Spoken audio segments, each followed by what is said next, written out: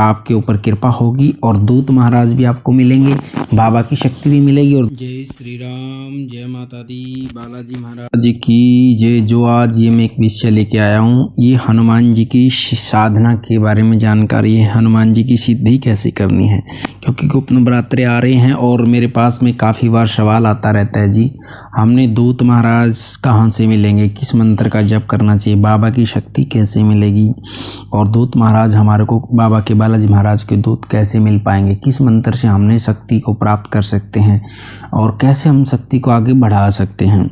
जो ये मैं साधना बता जा रहा हूँ आपको, इस वजह से तो इस मंत्र का 11 दिन, 21 दिन, 41 दिन में ये मंत्र साधना की जा सकती है। लेकिन ये गुप्त नवरात्रे आ रहे हैं और गुप्त नवरात्रों के अंदर सिर्फ आप 9 दिन में इस मंत्र की सिद्धि कर सकते हैं। या तो आप किसी मनोकामना को लेकर भी इसकी सिद्धि कर सकते हैं, शरीर पे शक्ति पाना चाहते हैं तो भी इसकी सिद्धि कर सकते हैं, और इससे बड़ी जल्दी आपके ऊपर कृपा होगी और दूत महाराज भी आपको मिलेंगे, बाबा की शक्ति भी मिलेगी, और दूत महाराज को बुलाओगे तो दूत महाराज की भी कृपा होगी आपके ऊपर। और ये बड़ा शक्तिशाली मंत्र है, क्योंकि हम इनको खुद प्रयोग में लेते हैं, तभी वो आप लोगों को मैं मंत्र प्रोवाइड करवाता हूँ। जितने वीडियो हम चैनल पे डालते हैं, इनको हम शक्तियों की जो चुमकी के माध्यम से प्रयोग करते हैं। और इसकी पूरी जानकारी के लिए आप वीडियो को अंत तक ज़रूर देखना। और जिन्होंने चैनल को सब्सक्राइब नहीं किया, आप चैनल को सब्सक्राइब करें। हमारा बालाजी दरबार लगता है, दरबार संबंधी जानकारी हो या फिर यंत्र मंत्र तंत्र पूजा पाठ ज्योतिष संबंधी जानकारी आपको चैनल के माध्यम से मिलती रहती है।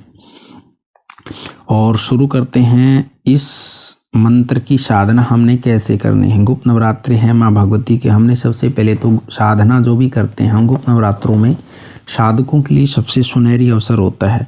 इसमें जितनी साधनाएं हम गुप्त रखेंगे उतनी ही हमारी शक्ति, गुप्त शक्ति मिलती हैं और उतनी ही शक्ति हमारी जल्दी जागृत होती हैं।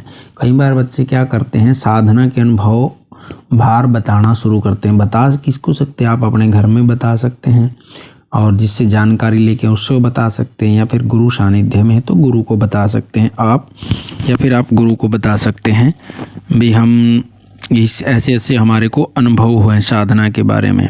और दूसरा क्या है, अनुभव को जितना आप गुप्त रखते हैं तो शक्ति आपकी उतनी ही जल्दी पावर में आ जाती है। और यदि गुरु सानिध्य में है तो इस मंत्र का जाप आपने गुरु सानिध्य में ही करना चाहिए, गुरु शरणागत ही करना चाहिए।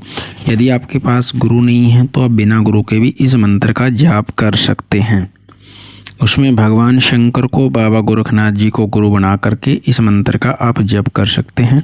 और जप की विधि क्या रहती है, जैसे हम 9 दिनों में नवरात्रों में पूजा करते हैं, सबसे पहले आपके पास राम दरबार की मूर्ति है तो राम दरबार की मूर्ति ले सकते हैं, या फिर राम दरबार की मूर्ति नहीं है तो हनुमान जी की प्रतिमा लेकर के पंचोपचार पूजन करना है। आपने भगवान जी को स्नान कराना है, तिलक लगाना है, उसके बाद भोग लगाना है।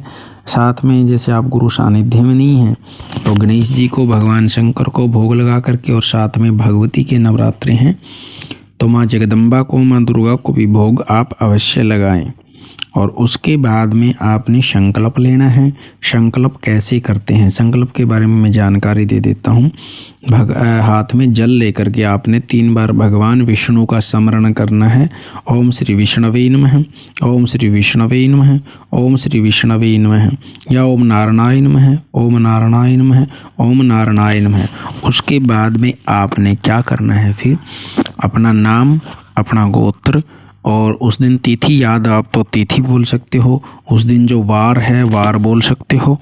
और उसके बाद में जो आपकी मनोकामना है, आपने संकल्प में मनोकामना बोलनी है। आप साधना की सिद्धि पाना चाहते हैं, शरीर पे शक्ति पाना चाहते हैं तो शक्ति के लिए बोलना है।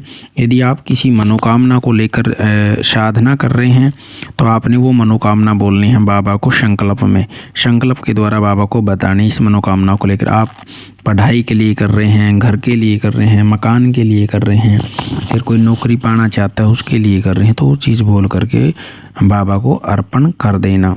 और जैसे ही आपकी फिर आगे माला पूरी हो जाती है, माला में भी आपने ऐसे ही जप करना है। भगवान सबसे पहले गणेश जी का, भगवान शंकर का ओम नमः शिवाय का, उसके बाद में आपने नवार्ण मंत्र का 1 माला जप अवश्य करना, भगवती के नवरात्रे, उसके बाद राम नाम का जप, और फिर हनुमान जी के इस मंत्र का जप।